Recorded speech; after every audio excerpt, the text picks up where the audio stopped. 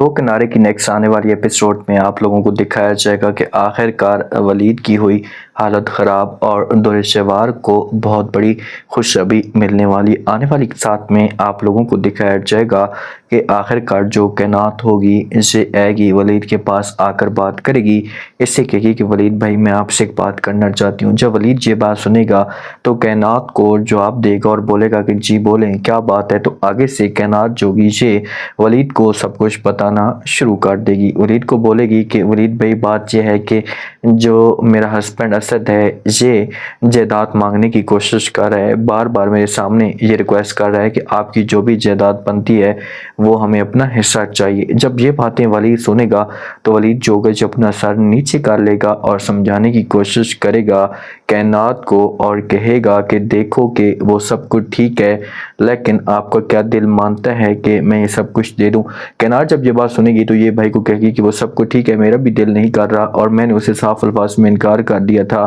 میں نہیں چاہتی تھی کہ اسے میں کچھ بھی دوں کیونکہ مجھے اس کے اوپر یقین نہیں ہے۔ ولید جہاں پر جواب دے گا کائنات کو بولے گا کہ یہی بات تو میں آپ کے ساتھ کرنا چاہتا ہوں، اگر میں اسے جائیداد دے دوں مجھے کوئی مسئلہ نہیں ہے، میں اسے سب کچھ دینے کے لیے تیار ہوں۔ کا حصہ بنے گا جو بھی وہ ایما کا حصہ بنے گا، آباد کا حصہ بنے گا، ان سب کو میں اپنا حصہ دے دوں گا، مجھے کوئی فرق نہیں ہے، لیکن اتنا آپ نے یاد ضرور رکھنا ہے کہ میں اسد کے اوپر بلیو نہیں کر رہا، مجھے اسد کے اوپر بالکل بھی یقین نہیں ہے کہ وہ آپ کو کچھ دے، آگے آپ کی اپنی مرضی ہے۔ تو کائنات یہاں سے پریشان ہو کر چلی جائے گی، کائنات کو سمجھ تک نہیں آئے گی۔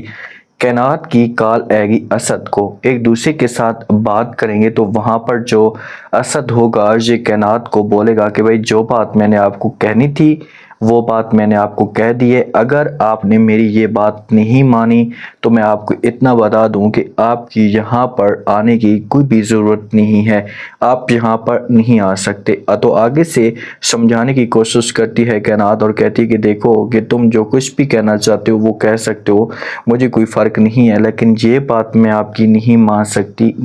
سکتی، آپ اس بات کو سمجھتے کیوں نہیں ہیں۔ تو اسد جو ہوگا اسے دھمکی دے گا اور بولے گا کہ اچھا چلو ٹھیک ہے، اگر آپ میری بات نہیں ماننا چاہتے تو میری بھی بات کان کھول کر سن لو، پھر یہاں پر میں آپ کو نہیں رکھوں گا، جہاں سے آپ کو ہمیشہ کے لیے جانا ہوگا۔ سمجھانے کی کوشش کرتی ہے کائنات، اسد کو کہتی ہے کہ دیکھو اسد میری بات تو سنو، میری بات تو سمجھو، لیکن اسد جو ہوگا یہ بار بار یہی بات کرے گا، یہی ڈیمانڈ کرے گا کہ جو بات میں نے آپ کے ساتھ کرنی تھی وہ بات میں نے آپ کے ساتھ کر دی، اب اس کے علاوہ میرے پاس کوئی بھی آپشن نہیں بچا، اگر آپ نے میری بات نہ مانی تو یہ گھر جو ہوگا یہ آپ کا برباد ہو سکتا ہے۔ تو یہاں پر غصے سے جو اسد ہوگا یہ کال کاٹ دے گا۔ اب یہ اتنی اداس ہو جائے گی، چہرے کے اوپر اتنی پریشانی آ جائے گی کہ اس کا جو سکون ہوگا یہ مکمل طور پر برباد ہو جائے گا، اور یہ اپنے بھائی کو بھی اداس یا پریشان یا مایوس نہیں کرنا چاہتی، تو اسی وجہ سے یہ ریکویسٹ تو بار بار کرے گی، بار بار کالیں بھی اسد کو کرے گی، لیکن اسد کا مائنڈ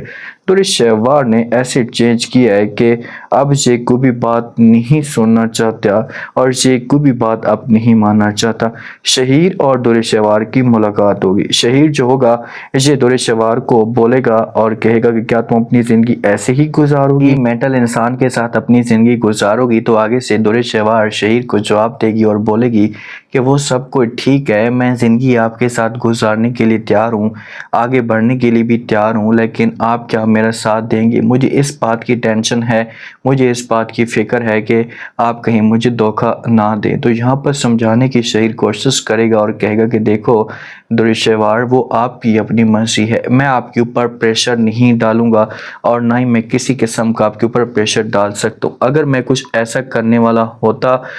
اگر میں نے کچھ ایسا کیا ہوتا تو میں کب کا کر چکا ہوتا، میرے دل میں آج بھی تم ہو، میرے دل میں آج بھی تم رہتی اور ہمیشہ رہو گی، میں محبت کرتا ہوں تمہارے ساتھ، تو آپ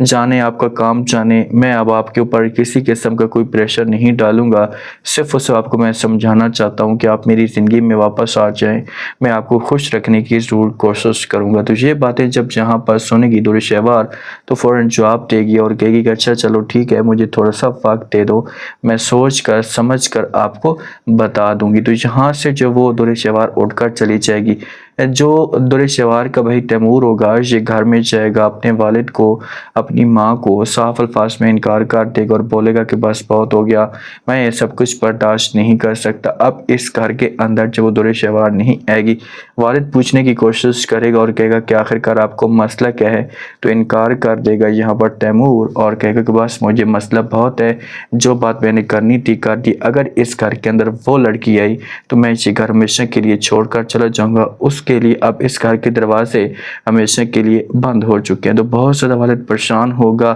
کیونکہ تیمور تو سب کچھ جانتا ہے کہ یہ کیا سازش کاری ہے اور کس طرح سے اس گھر کو برباد کرنے کی کوشش کری۔ اب دیکھتے ہیں کہ دورشوار کی فیملی دورشوار کے لیے دروازہ ہمیشہ کے لیے بند کر دے گی۔